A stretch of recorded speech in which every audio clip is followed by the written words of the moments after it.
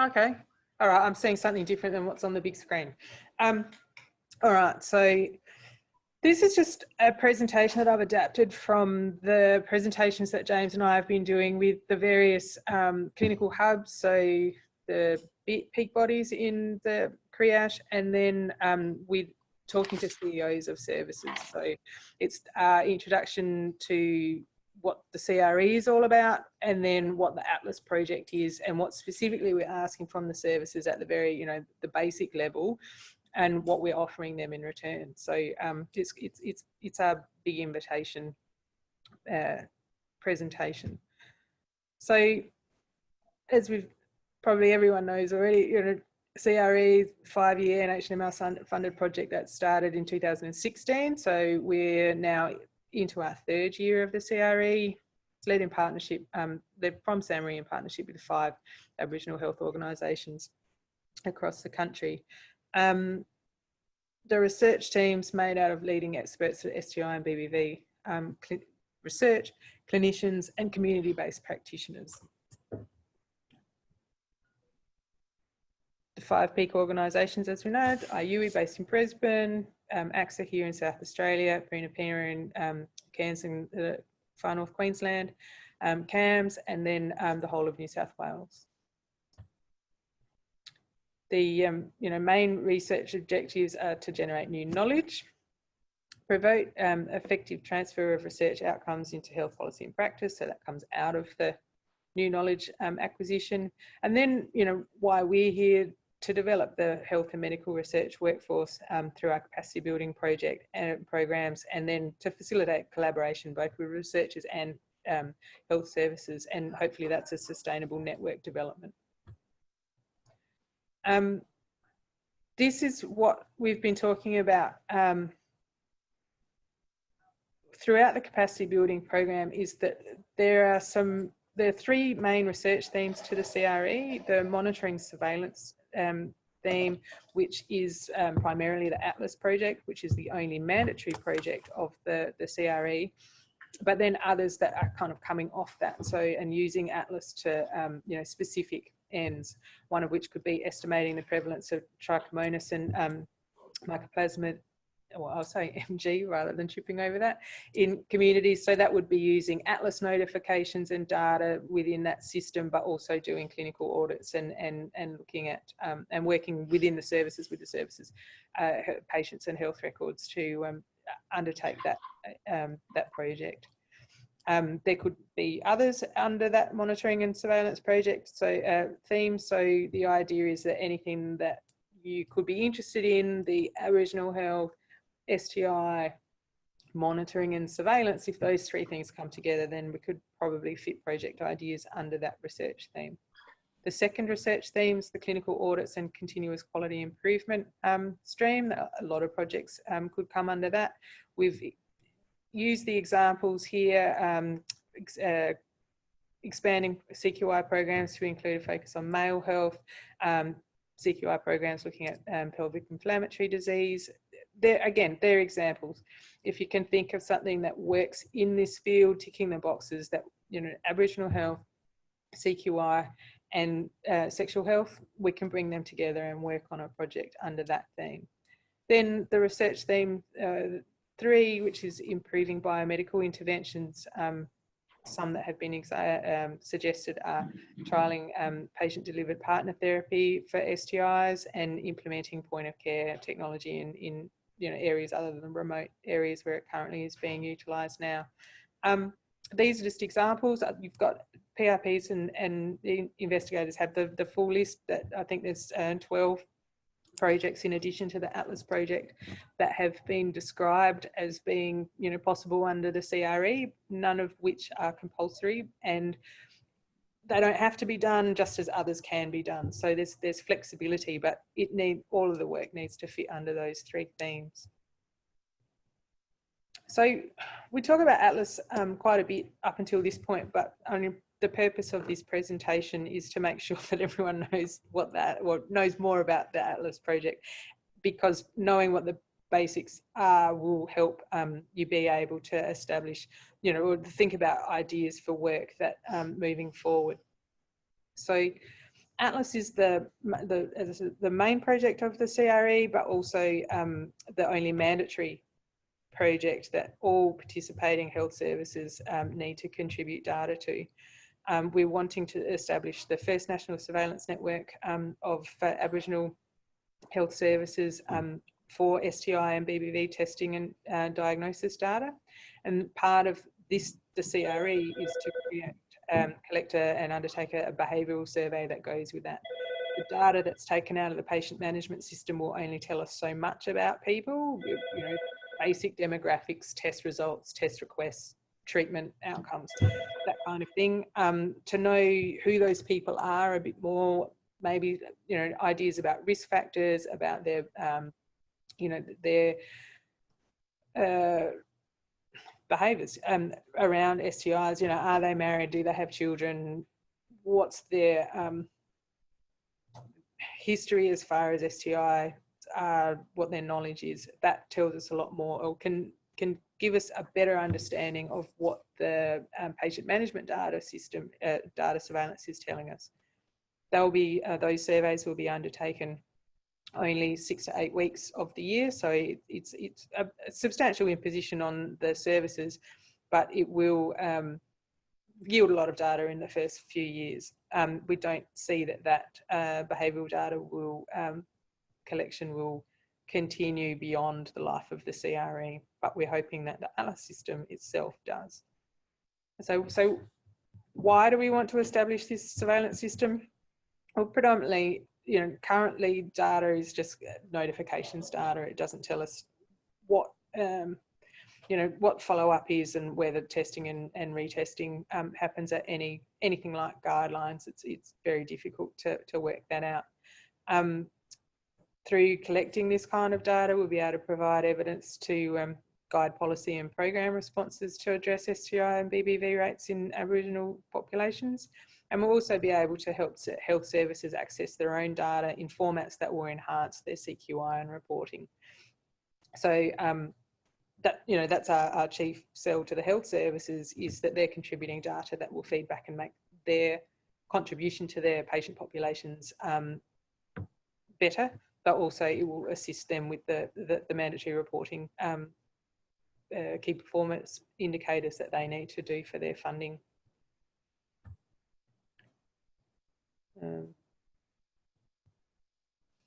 So how will Atlas work? So Atlas will hopefully automatically extract de-identified STI and BBV related data from health services patient management system. So we're aiming for a minimal imposition. We understand that services are particularly busy, and this is just something that they don't need to add to their day. So the protocol is to have as minimal impact on the service itself as we possibly can. As I mentioned, the behavioural surveys will be undertaken by clinic attendees every 6 to 8 weeks. I don't go into that much more in this presentation, but basically what that will involve is the clinic attendees being invited to participate in the survey, and if they are, it's a completely anonymous survey. They're given an iPad, they consent within the iPad, then they undertake the survey. If they want to stop halfway through, they can delete their data or they can submit their data, but it goes through a series of about 50 questions on behaviours, more wider demographics than is captured within the patient management system in the health service, and their risk factors and you know, possible exposures. Can I ask a question at this stage? Sure. The periodic collection of behavioural surveys of clinic attendees, that's de-identified, isn't it? Oh, it's totally anonymous. Yeah, so there's actually no way of matching up people's self-reported behaviour with, say, their how often they were tested for STIs or their STI test results. No, unfortunately not. It's just going to give us an kind of an overview of the patient population. So it's a bit like I guess I'm just thinking it's a bit like that Goanna survey, but it's done, but you know, instead of doing it all in one go, we're doing it for a particular time period every year. So you could compare one year to the next. It's a bit like a gay periodic survey, but on a different population group. Exactly. Is that right? And yeah, exactly. And I mean, many of the questions are lifted straight from Goanna to be able to have comparability there or do comparisons there. So yeah, but yeah, we're not trying to match up the two streams of Atlas at all, rather just using the behavioural survey to give us some sort of context for the data that's being collected. I think, you know, the example that James uses a lot is that to have a guideline that says that every person should have, you know, in an age range should have a STI test every year, so 100% testing coverage, but a large proportion of the patient population in that age group are married with a whole bunch of kids, and you know it contextualizes why testing might not be up to guidelines, that kind of thing. So as I say, we're not intending for the behavioural survey to be ongoing, although we do have plans to making Atlas sustainable, like the patient management surveillance, as sustainable as possible and continue into the future. But it is just a way of contextualising that data. Just Claire there, I think probably the CRE may not make it sustainable, but I think the health services will have an opportunity to remain with that infrastructure to a degree. At least the idea that they could do, like the way they do annual community feedback and all that, that's one thing they could actually do for their health service. So I think that's one of the things that the CRE can say, that the health services will be, at least they will know that the importance of having this information. It could help guide their health service provision, and that is something that the health service can continue on doing in the future. Yep. Even without the CRE. Yeah, exactly. Okay. So data analysis will be by the research team and reported back to the health services. So that's, you know, at this stage of Atlas, that will be both periodic data surveillance reports, but also put within that every year there will be a report back about the behavioural survey, and then you know, these reports back to the health services will improve capacity for further data analysis and report production within the health service. I'll get to that plan a little bit later. So what data will Atlas actually collect? Patient demographics, obviously, will have an anonymised identifier so that we can link episodes of service with to the same person. You know, person whatever came back this time and then was tested, and then 2 months later had a retest and was positive again. So treatment and linking all those episodes of care together. We'll be looking at kind of provider data, so looking at the context within, or you know, who's actually undertaking the STI BBV testing, who's not.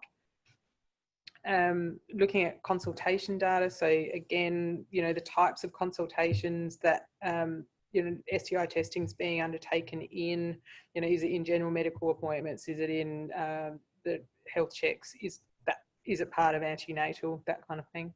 We'll be looking at testing data. Obviously, that will be the core part of the data set. Then linking tests and test results to treatment data. And that's just not the type of treatment given, but also the time that the treatment it takes between testing results and then treatment being prescribed. So Atlas will use this data to establish kind of service-wide STI and BBV indicators, so for the actual health service, but also looking for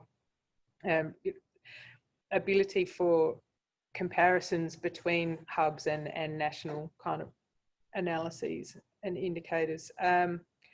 We'll be able to validate current surveillance activities, and the indicators will supplement current surveillance activities, being able to draw on different data and more complete data. What that's getting at is that a lot of services do their own surveillance and kind of CQI activities for STIs and BBVs.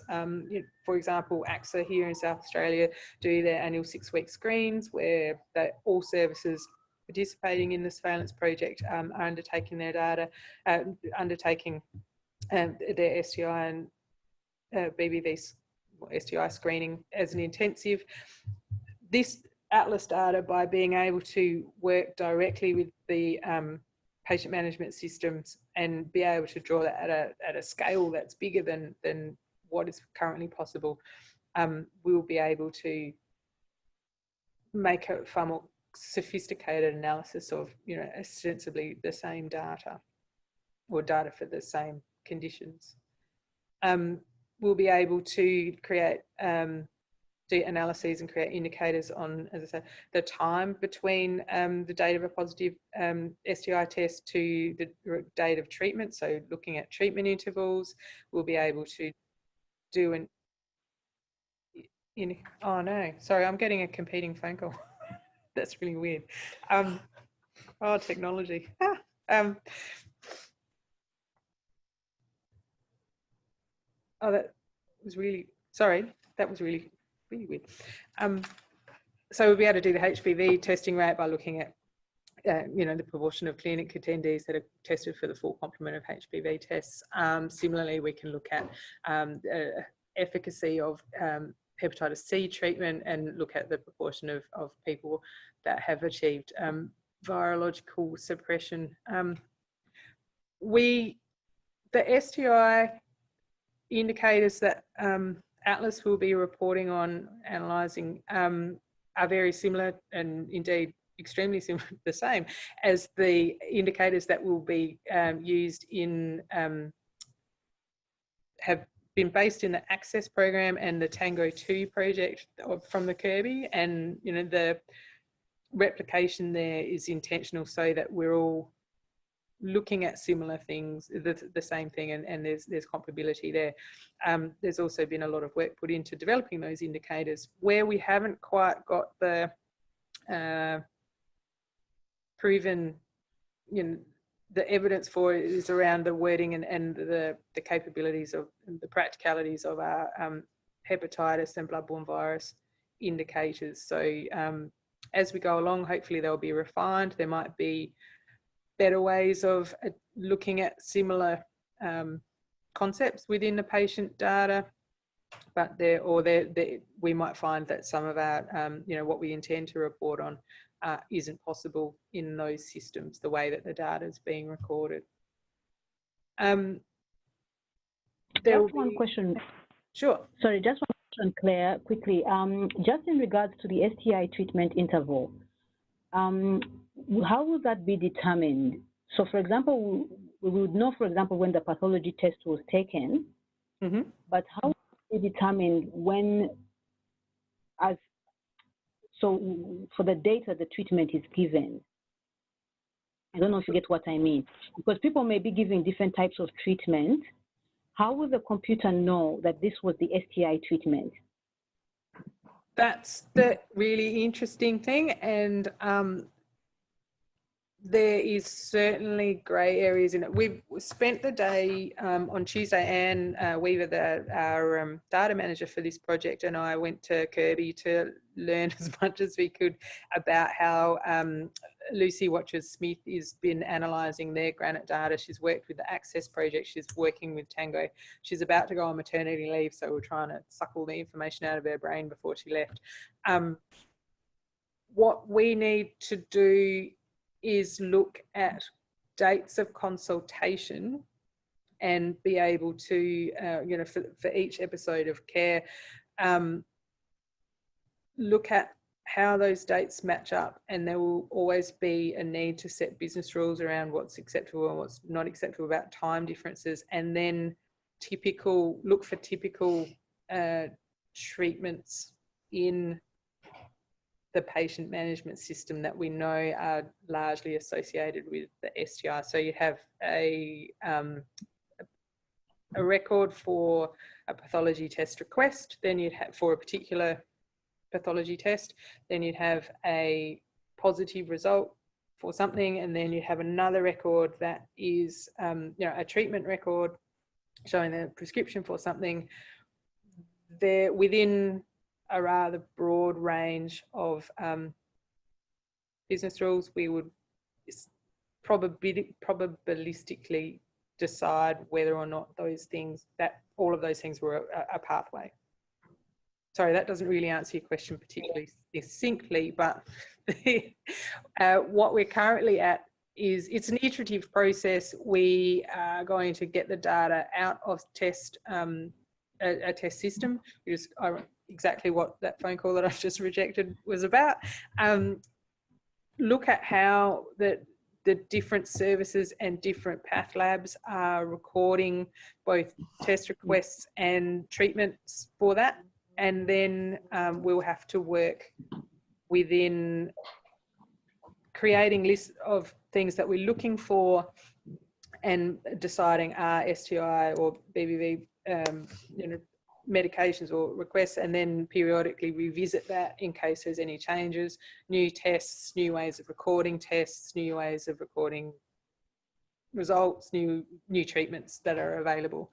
There is a bit of guesswork. There will be quite a bit of need to refer to the, you know, clinical experts, you know, in this network.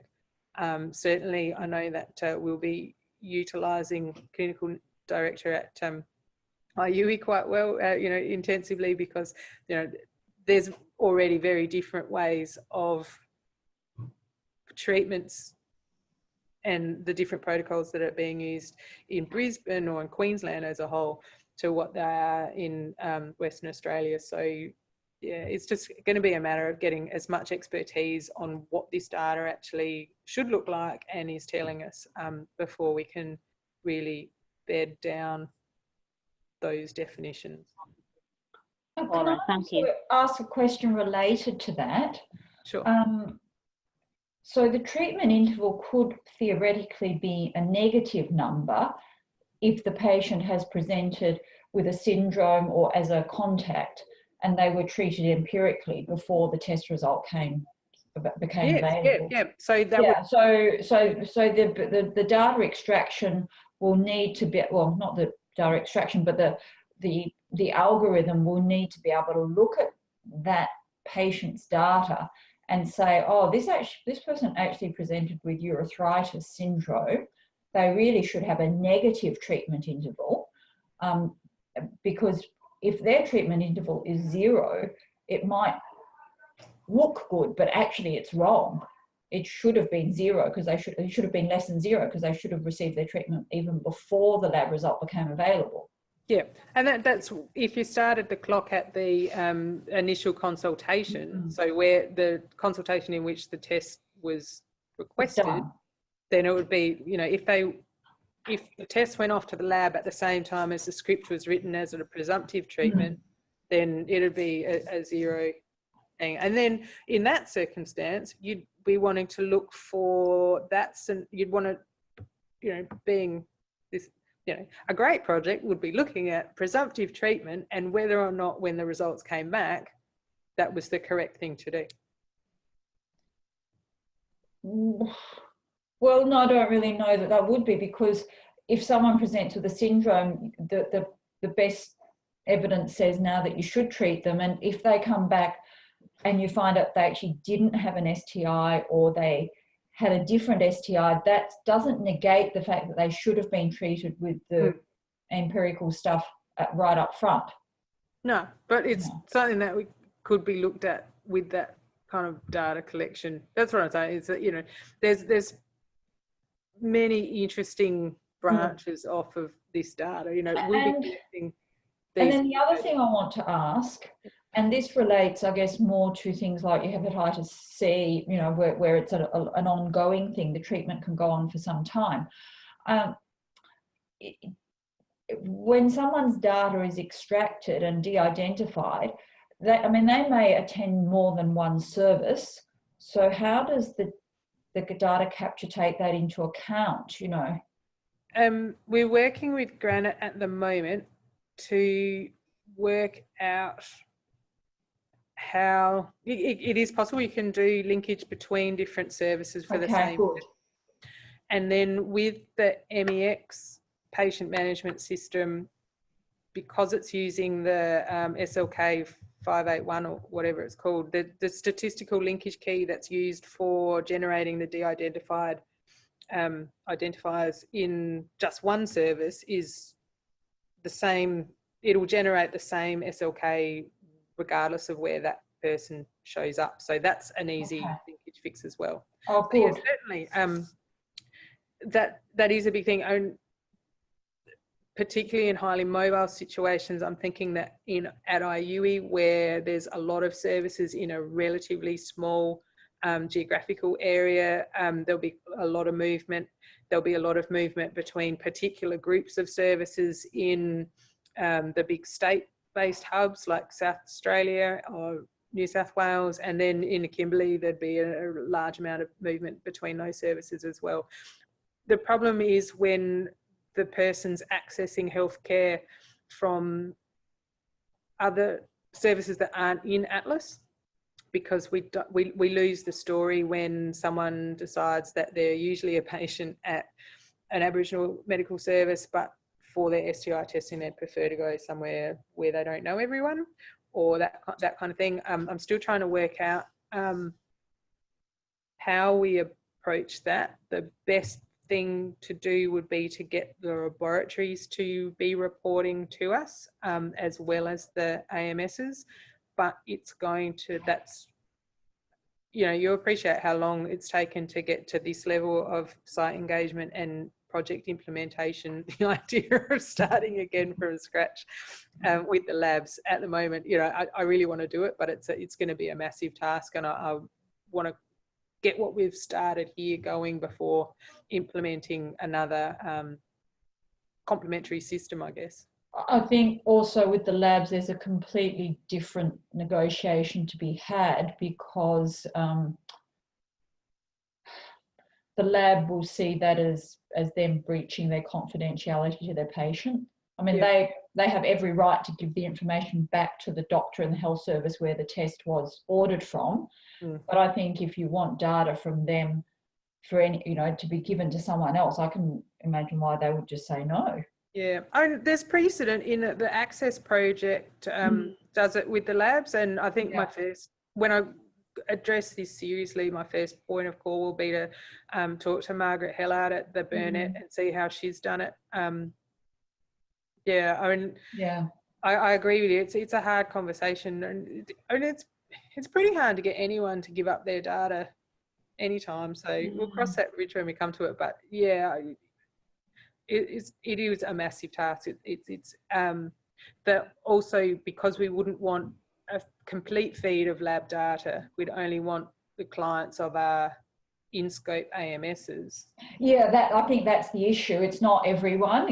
So that they'd have to then somehow identify which patients to give it to you for. And I think Granite can do that with these the de-identified linkage keys that they produce. But before I start having conversations with labs, I'd have to understand how the Granite system works much better to not be stumbling through a conversation.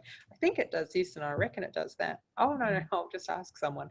So we'll go forward from that. But yeah, it's technically feasible. It's just a matter of putting it together.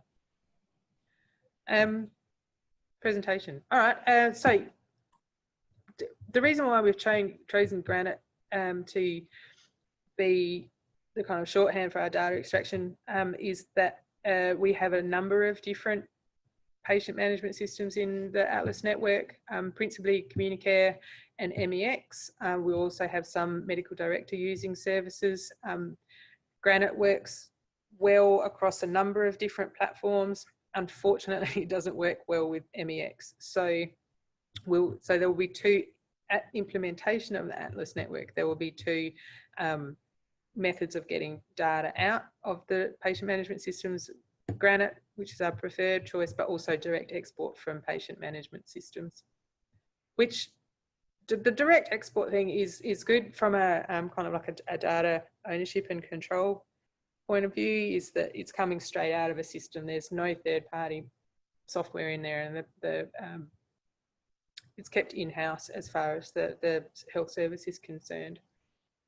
But as I say, Granite doesn't work with MEX at the moment, so we're working with IUE to develop up a like an extraction specification that's nearly finished. I'm so stoked when that will be finished, and then we'll bring that across to the Kimberley, which is the other big MEX using, probably the big MEX using service, because that's where I believe the adoption of MEX in the Aboriginal health service sector began. MEX will also be a big part of a lot of the far north Queensland.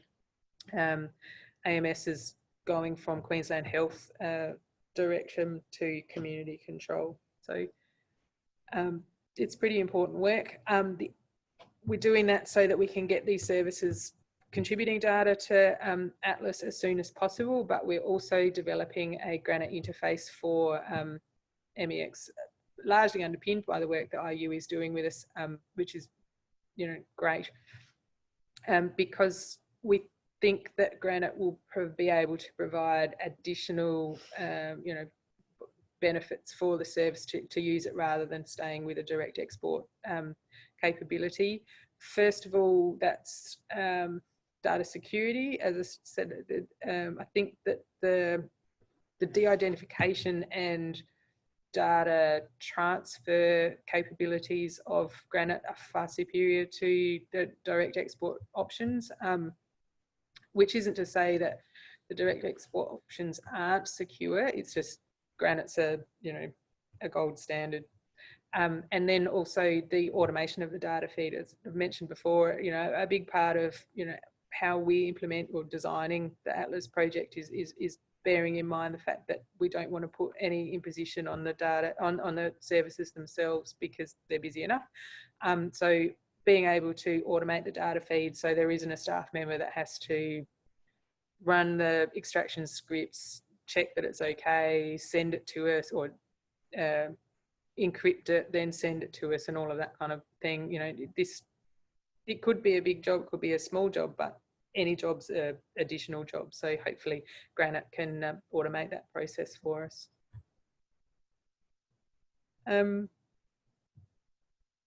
Pretty much cover that. Granite has a long history in we're working with sexual health data surveillance studies, and has been used in a large number of sites across Australia. We didn't settle on Granite straight away. We explored some other third-party data extraction tools, but Granite really has all of the features that we need, apart from the MEX interface, but it has the feature of being able to ask for a new interface, so that's kind of cool. And it certainly was used to working both with this type of data and with these services, so we went with that. When I talk about the de-identification process, this is an example of what turns up as an identifier. It's a seriously complex and unidentifiable identifier. I don't know how it does it. It does it the same for the same person each time, so there's some sort of trick to it. But it is, all I can say is that it isn't as simple as the statistical linkage key that is the Commonwealth, what is used for linkage of Commonwealth data, which takes 5 digits from, well, it is worked on aspects of the person's name and birth date and gender, called the SLK 581. And that's good, but Granite is far more difficult to penetrate, and certainly impossible, I'd say. Granite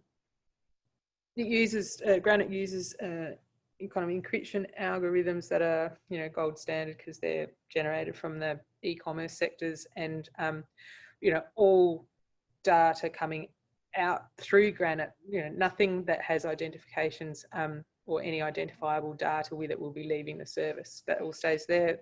Only de-identified data leaves the service via Granite to come here to SAMRE. So just a bit of a flow chart is that we'll have health service data in the health service, Granite will be installed on a computer within the services server system. That will be automated to extract the data and send it to us at regular intervals, probably every week, maybe every month if the server says that if the service decides that that's what they prefer to do. So it goes via University of Melbourne to a secure data storage area here, which will then be able to do the necessary data cleaning and analysis of the basic indicators and report that back to the health services. That data, once clean, will be able to be utilised by other researchers associated with the CRE through the regular ethics process. Atlas does not have the ethics clearance to carve off bits and pieces and give that data straight to research teams, even under the other research teams within the CRE. That will require ethics process, but it's certainly a far easier one than we've gone through to establish the Atlas project in the first place.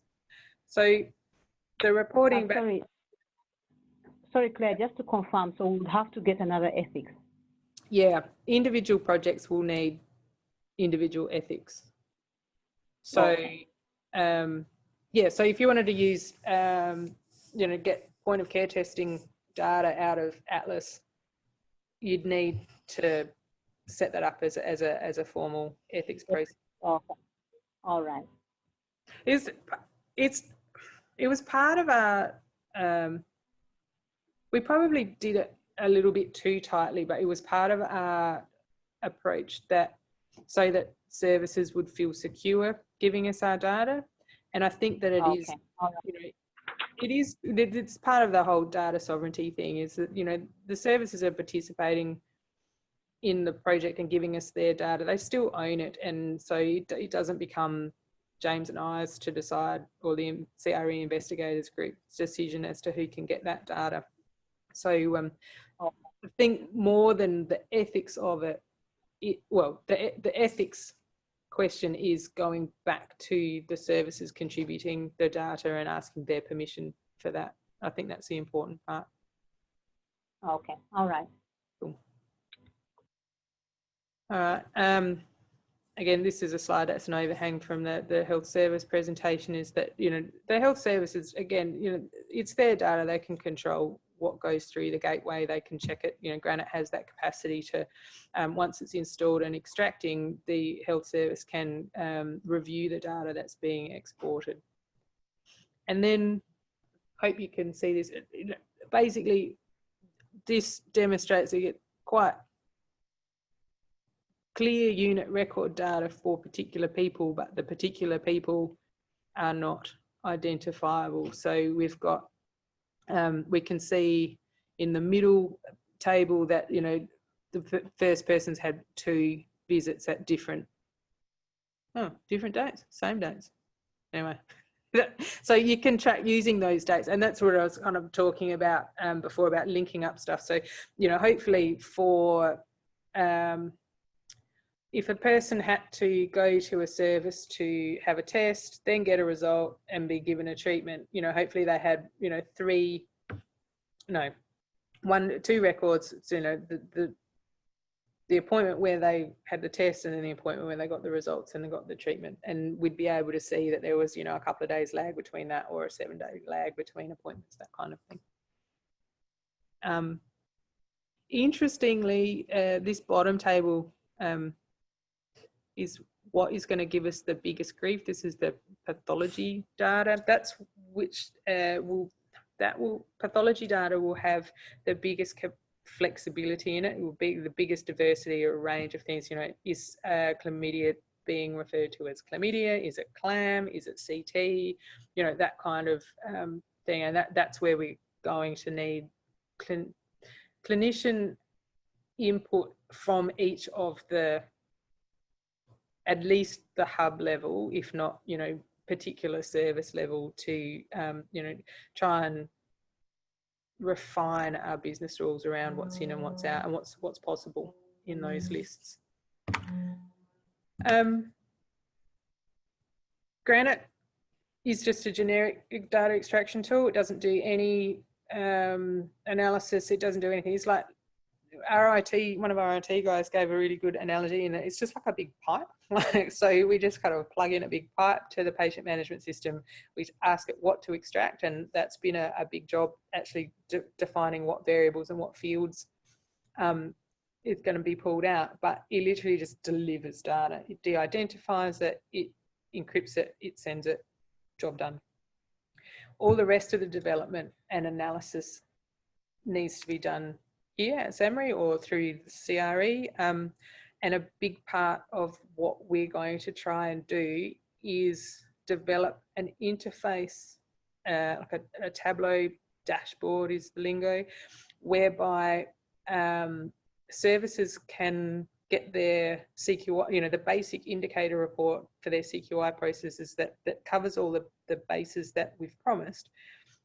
That gets delivered in a simple form, but through logging into a Tableau dashboard, they can manipulate pre-analysed data in a way that means that they can look at different age groups or look at, slice and dice their data a little bit more relevant, you know, of local relevance, look at things that are of more local relevance. It's hard to explain. It would be great if I had an example, but I don't.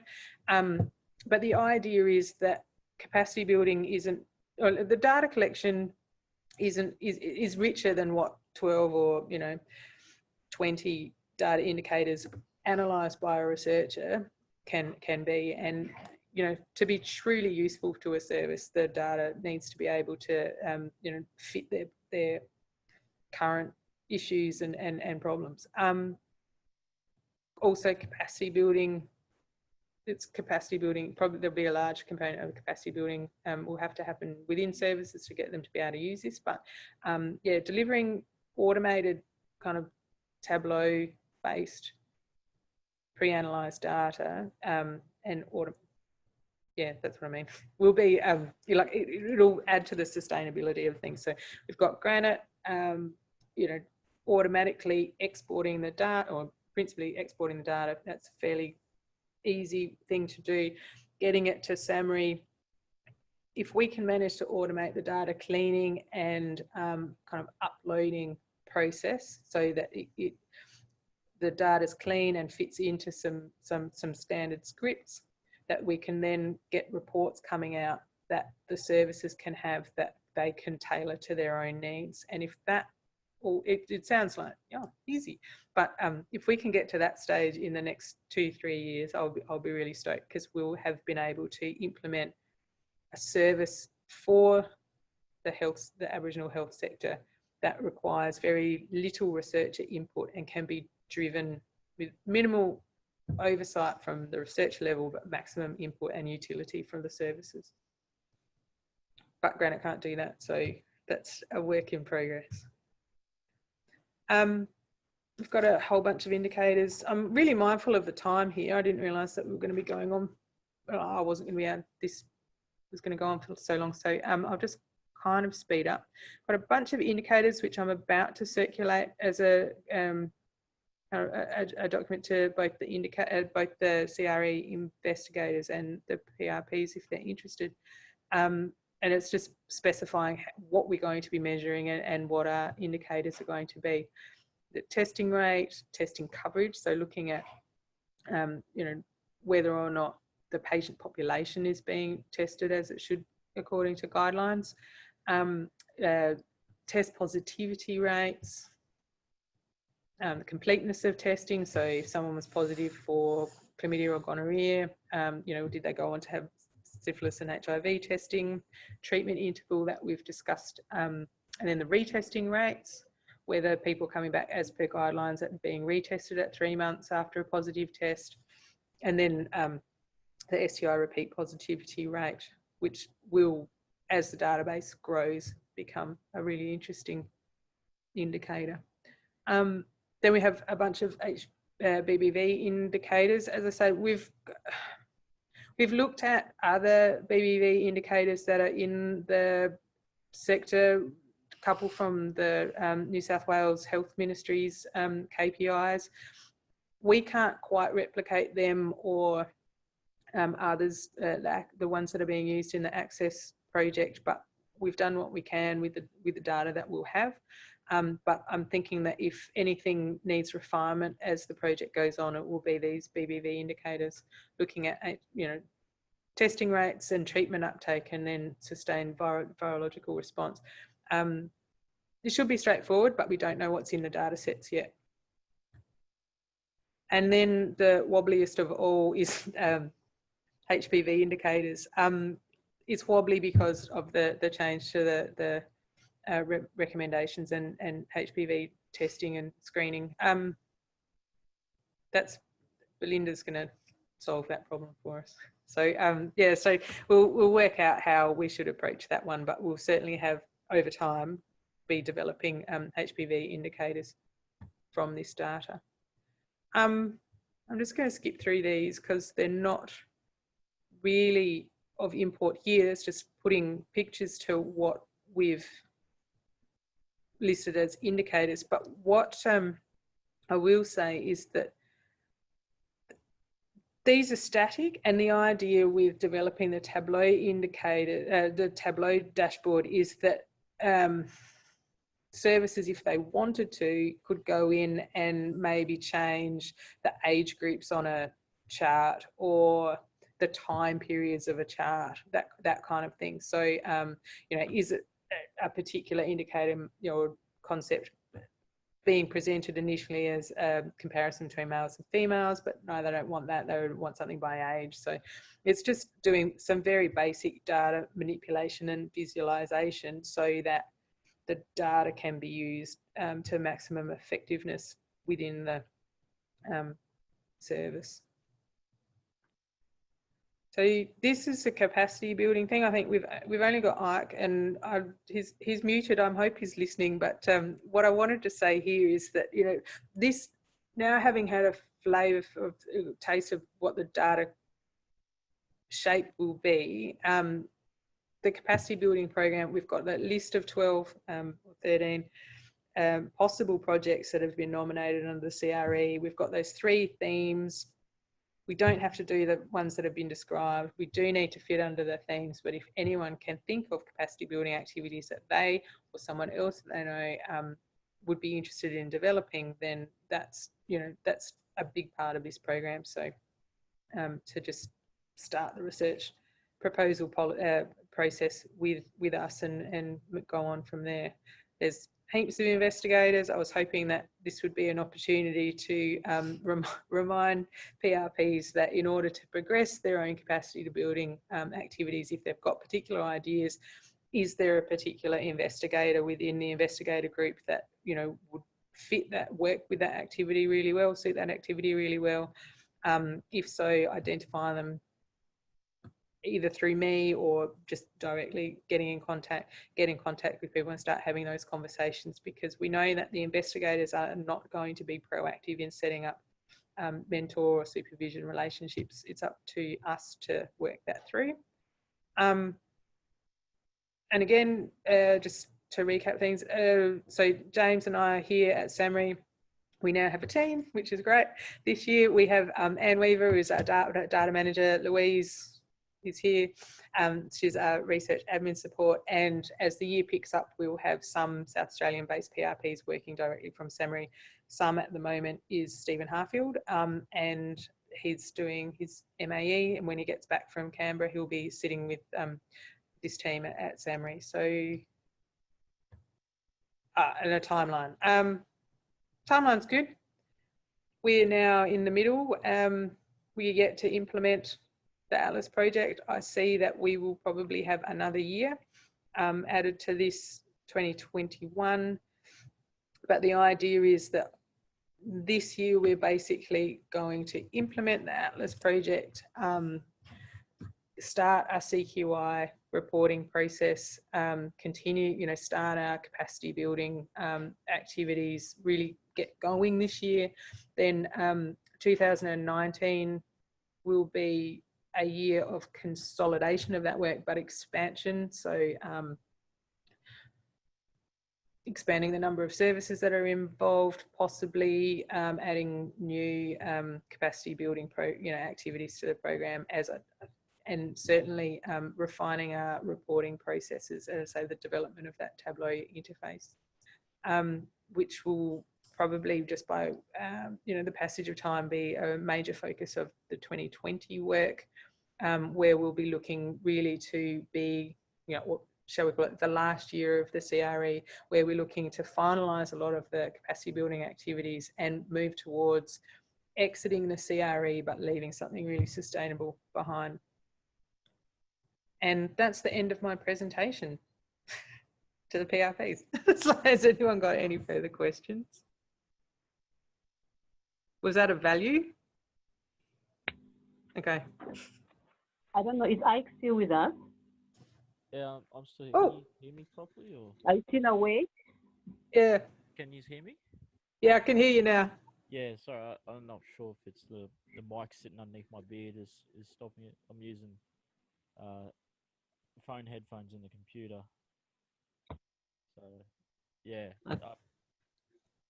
Sorry, my mic mustn't be very good. That's right. It's really quiet, Ike. Sorry. Yeah. I'm going to stop sharing my screen now because I can't really see you very well. Can you hear me now? No. Nah, yeah, Sorry, Ike. I must have to get new headphones. Yeah. I can hear you, Mike. Though you're far away, I can still hear you. Yeah, no, I've got headphones in. Yeah, That's it must be terrible quality. Okay, so did you have any questions, Ike?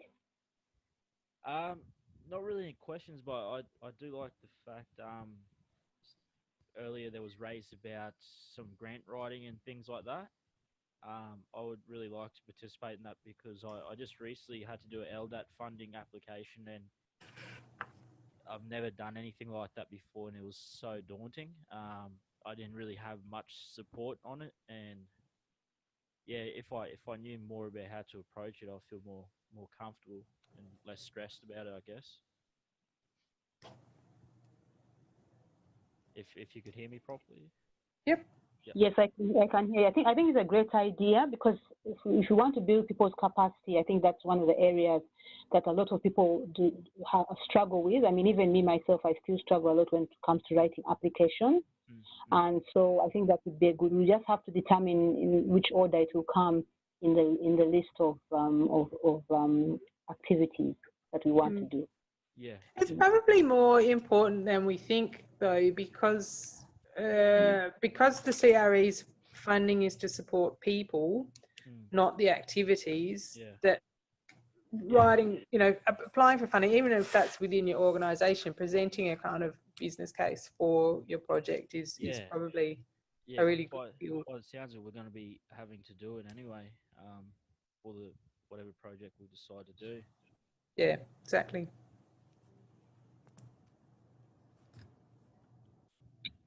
All right, so we'll just have to determine who will do it and when, Claire, after we've come out of it. You can do that by email.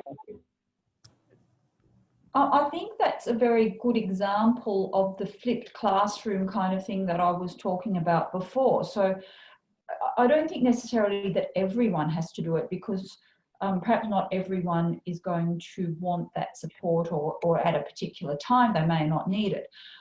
But I think that if we're having monthly meetings like this, then I would be very happy for any of the PRPs, and if you have a like a business case or a grant proposal or something that you have to do for work and you want us to look at it as a group and give you feedback, I think there is a way in which we could structure the session so that that could be part of the 1 hour that we have with you once a month. Yeah, that sounds good. What do you think about that, Ike? Can you see me? Yes, you have to speak loudly because it's very, very faint. Sorry. I was saying I like the idea that you had earlier about giving 2 points to do part of a grant application and doing that and then getting the feedback on that. I thought that was a good idea. Because I with the one that I did recently, it was just basically have a go at it, and there wasn't much support with it. Yeah, and then I presented something, and then I got something back that was completely changed and different, but it suited what needed to be done, but there wasn't any teaching for me. It was just basically done for me in the end. Oh, okay. Yeah. So you're saying you submitted a piece of work, but they didn't say, "Oh, could you please change this?" Like, well, I'd like you to think about doing it in a different way. Yeah, You yeah. go away, come back, and then we say, "Oh, okay, that was good," or "No, you need to work more on that." Yeah, no, they just came back with what. Yeah, With what they wanted. Yeah, that's it. Basically, they did it for me. Yeah, yeah. Yeah. Okay. Well, you're not going to learn from that. No. Okay. Well, I actually think that is something that we definitely can help you with, and it may be just us thinking as a group about how we carve off one section of these monthly meetings for exactly that. And I'm just talking off the top of my head, so if this doesn't sound right, anyone just interrupt me, but I'm thinking that we could perhaps say that, for any PRP who wants to submit a piece of their work, for what I would call peer review, and expert advice, shall we say, something like that, that they do it, they have to send it to Claire X number of weeks before the next meeting. Claire then sends it to us so that, everyone in this group has a chance to look at it, and to provide some written feedback, and then we come together and we discuss it on the day. Yeah, sounds good. And I think it sounds good, and I think it sounds good for grant writing, for presentations as well as posters. So, for example, if someone's going for a conference or something and has a poster or an abstract and wants to share it, I think that's a good idea, because then not only does the person learn, but other people learn as well. Yeah, sounds good. Yeah. So just having and then it can be timely. You see, I think one of the things with having the predetermined topics is that's good. But if you say need to go to a conference in 2 months' time, and the webinar for that is scheduled in 3 months' time, it really doesn't help you. Yeah. And it would also work, I think, for the writing for publication, when we have PRPs who are at that stage, that they can, it may be even something very simple. It might not be the paper itself. It might just be, before you actually write the paper, before you submit the paper, you've got to go online and submit all this gumph about, each of the authors and the covering letter. And sometimes it's just getting through that, I want someone to have a look at this covering letter that I'm writing before I can submit the paper to a journal. And I'm thinking that a standing item of, an invitation for PRPs to do that kind of peer review thing would be really good each month. Yeah,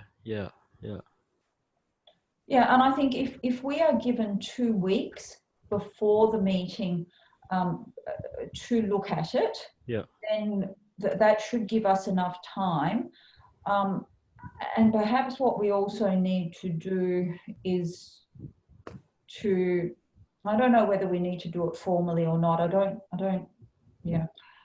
think, we have to be able to perhaps in our own behaviour and the way that we give feedback, model how you give feedback, which is not to, so it's not being nasty to people. It's also not being overly nice to them, because then they don't learn either. That's right. And it's not doing the work for them. Yes. Yeah, I agree, Donna. Okay. All right. So if there are no other questions or no other business at this point, I think I'll wrap this up, of course, in the interest of time. Claire, will just possibly check in on the other PRPs and why they weren't able to come in, because maybe it was an issue of technology, maybe it's the issue with the timing. So Definitely. we'll just Yeah, check with, yeah. Yeah, I know I had to download this program when I opened it up, so I'm not sure if that stopped anyone. Yeah, it should be Okay, something that doesn't require a firewall. That's why we moved to this platform, but you know, Yeah. who knows whether that works in actuality. Yeah.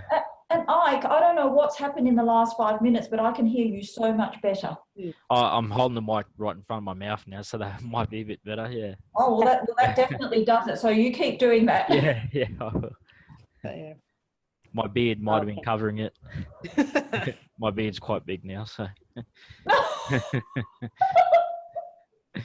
Like a muffle. Yeah, yeah.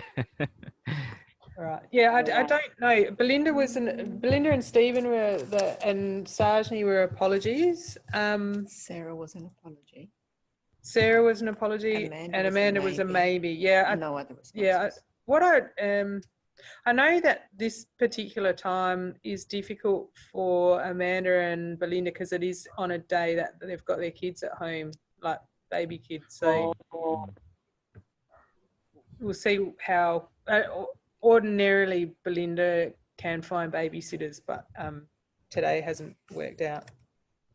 But yeah, I'll check in with Amanda and see how she's going, mainly because I want to have that same kind of conversation I was talking to Annie about having, and that is what her ideas are, you know, how just be that kind of portal for how the capacity building group can help her with her thinking and plans for the year. So yeah, I should be able to have an update on Amanda soon. Okay. Was Mike on apology? No, not that I know of. Michael? All right. No, I didn't get anything. But Selena saw him yesterday, earlier in the week, and apparently he was the most enthusiastic and committed to enrolling in his PhD that she's seen in a year and a half. So she's reports that, you know, enthusiasm's getting to a tipping point where enrollment should be imminent. So yeah. Okay. I'm going to try it. We've got, again, I've forgotten what his name is, a hepatitis specialist from the Cherokee Nation Medical Service visiting Samri next week. So I've invited Michael to that, and I think, yeah, there's a kind of Samri seminar in the afternoon, but I noticed that James has got his diary booked out, so hopefully there'll be a bit more time with him. So that's you know, learning from what I hope is a success story from the Cherokee Nation and eliminating HCV. So yeah, hopefully I'll be able to catch up with Michael at that. Okay. All right. So if nobody has anything else, I think we'll wrap this up. Thank you very much, everybody. I know this is a busy time for everyone, but thanks very much for attending. And we'll continue the conversation on email until the next meeting. And so just before everyone goes, can I just say, where did we go with what the next webinar will be? Did we have a decision on that? I think you said that fundamentals. I don't know what happened when I went off air.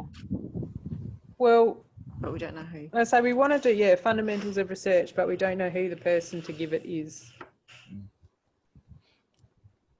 Let's continue the conversation on email. Yeah. But we should have decided within less than a week. That's it. Oh, yeah, no, definitely. All right. Okay. Okay. Thanks, everybody. Thank you. Okay. Thanks, everyone. Bye-bye. Yeah. Is it when it says close the meeting? Why can't I?